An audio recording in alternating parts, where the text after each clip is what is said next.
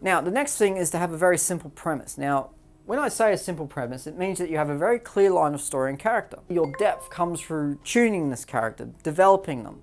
So you start with a very simple idea, and if I was to give you that picture right there, I mean, what comes to mind? I mean, have a think about it.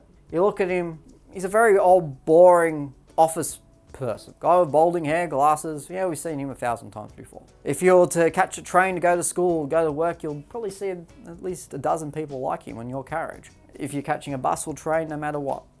And so I need to tune his character now to make him a little bit more interesting. And what we're going to do here is we're going to actually go through and tell an example story using a very simple premise, a very simple idea, and a very simple character. In this case, we've got a stereotype, as in the balding office manager who's stuck in a cubicle for the rest of his life, blah, blah, blah, blah, blah, blah. Very boring story, but we're going to make it a little bit more interesting. So we'll start with, he's an overworked businessman perfectionist. Okay.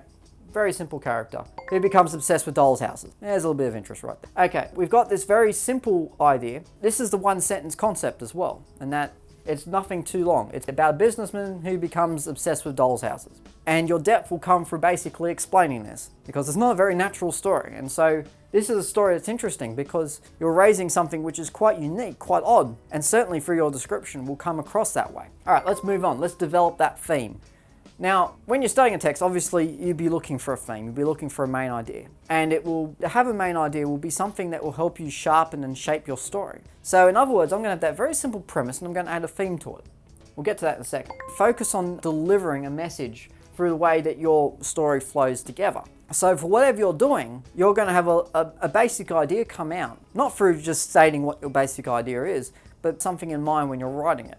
So if in the case of this story, I'm going to use the idea of a paradox that perfection can be flawed. And this is what my story is going to be about.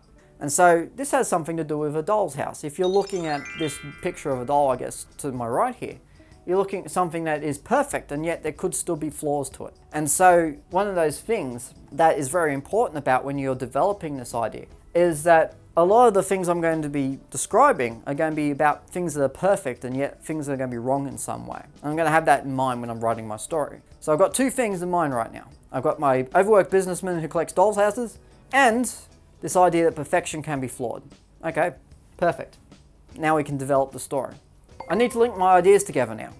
I can go deeply and I can also proceed logically throughout the text. So going deeply means I can explore a number of different themes. Or if I was to go for other themes, if I really wanted to, we'll keep it to the basic idea for now. But go for it deeply as in we have a very deep character who has a very complex relationship with the world, has something that's challenging about him or her or anything else like that. And that you can still proceed logically so people can follow this story and people can still understand it and they can read it and enjoy it. You must also ensure that it does have some meaning, and certainly this story does. And we've got something about perfection, and certainly in the nature of someone who is a perfectionist. In our example, demanding perfection in the workplace and home life. This obsession to have perfection means that he wants to rule over everything in utopia, so he gets this doll's house, something that can be made perfect and according to everything that he has. And so my character, who starts as this boring old office person who collects dolls' houses, is suddenly someone who demands so much perfection in his life that he wants to rule like it's a utopia, and he wants to have this doll's house so he can manicure it and perfect it, and every little flaw can be ironed out and destroyed and got rid of. So this is something that now it becomes a lot more interesting, and certainly if you think about where we were at the beginning, we've suddenly got a much more interesting idea.